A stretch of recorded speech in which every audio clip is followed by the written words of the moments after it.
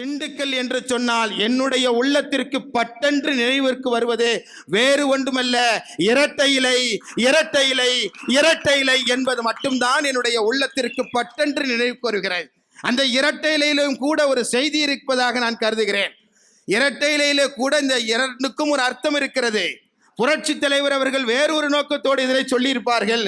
நான் ஒரு எளிய என்னுடைய அறிவுக்கு தகுந்தவாறு நான் சொல்லுகிறேன். எனக்கு இருபுறமும் இரட்டை இலையினுடைய இருபுறமும் இருக்கிற தளபதிகள் தான் இரட்டை இலையினுடைய அடையாளங்கள் என்பதாக நான் கருதுகிறேன். இரண்டு அப்பாக்கள் எனக்கு இருக்கிறார்கள். என்னுடைய அப்பா தவறி போய்விட்டார், 2015 இல்லை. என்னுடைய தாயார் 2022 இறந்து போய்விட்டார்.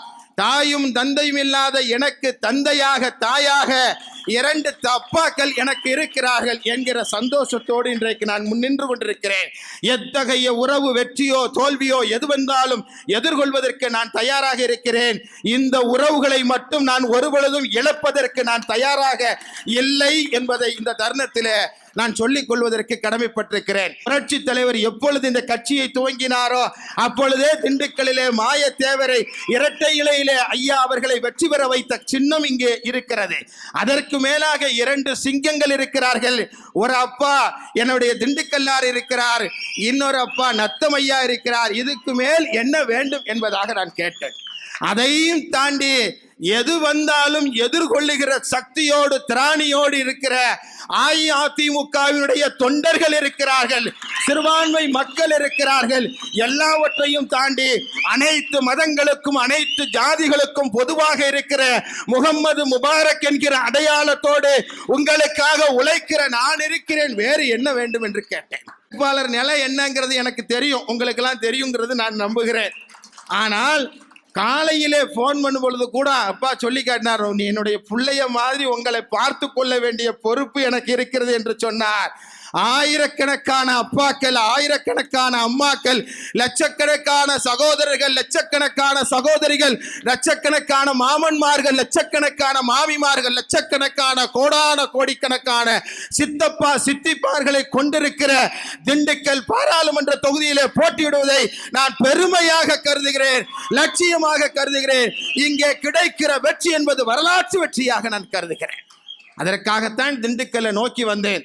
சிலர் சொல்லுகிறார்கள் இவர் வேற ஊர்ல இருந்து வந்திருக்கிறார் என்று சொல்லுகிறார்கள், திண்டுக்கல்லுக்கு வந்திருக்கிறார்கள் என்று சொல்லுகிறார்கள்.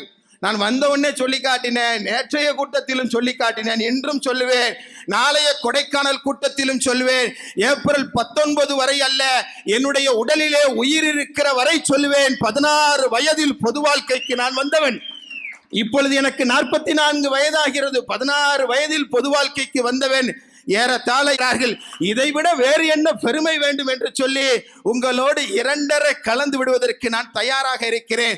ஒரு பொழுதும் திண்டுக்கல்லையும் என்னையும் பிரிக்க முடியாது என்று சொல்லுகிற ஒரு புனிதமான உறவு நம் இருவருக்கும் இடையில் இருப்பதாக அன்பு சகோதரர்களே நான் கருதுகிறேன்.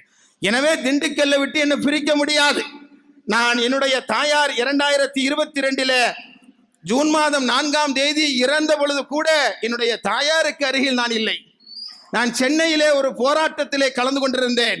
அந்த போராட்டத்தை கலந்து முடித்து வந்த பின்புதான் என்னுடைய தாயாரை பார்த்த பின்பு அவரது உடல் நல்லடக்கம் நடைபெற்றது என்று சொல்லுகிற வகையில் பொது வாழ்க்கை மட்டுமே மக்கள் பணியே மகேசன் பணி என்று சொல்லுகிற அளவிற்கு மக்களுக்காக 24 மணி நேரமும் உழைக்கிறவனாக நான் இருப்பேன். அதற்கான ஒரு அங்கீகாரத்தை திண்டுக்கல் மக்கள் தருவார்கள் என்று நாம் நம்பவில்லை. திண்டுக்கல் மக்கள் தந்துவிட்டார்கள் என்பதாகவே இந்த தருணத்திலே நான் நம்புகிறேன். உங்களை எல்லாம் பார்த்த பின்பு உங்களது கண்களிலே தெரிகிற அந்த வெறி, அந்த உணர்வு, அந்த வெற்றி, அந்த ஒளி என்பது என்னுடைய கண்களுக்கும் என்னுடைய உள்ளத்திற்கும் தெரிகிறது. நிச்சயமாக ஜூன் மாதம் 4ஆம் தேதி வாக்குகள் எண்ணப்படுகிற அந்த நாளிலே திண்டுக்கல் பாராளுமன்றம் இதுவரை வரலாற்றில் இல்லாதவாறு 534 தொகுதியிலும் அதிகமான வாக்குகளே வெற்றி பெற்றது என்று சொல்லுகிற மாபெரும் சாதனையை நீங்கள் படைப்பீர்கள் என்பதாக இந்த தருணத்தில் நான் கருதுகிறேன். பாதகம் செய்பவரை கண்டால் நாம் பயங்கொள்ளலாகாது பாப்பா, மோதி மிதித்து விடு பாப்பா, அவர் முகத்தில் உமிழ்ந்து விடு பாப்பா. அண்மை செய்திகளை உடனுக்குடன் தெரிந்து கொள்ள இணைந்திருங்கள் இயம்நாடு தொலைக்காட்சியுடன்.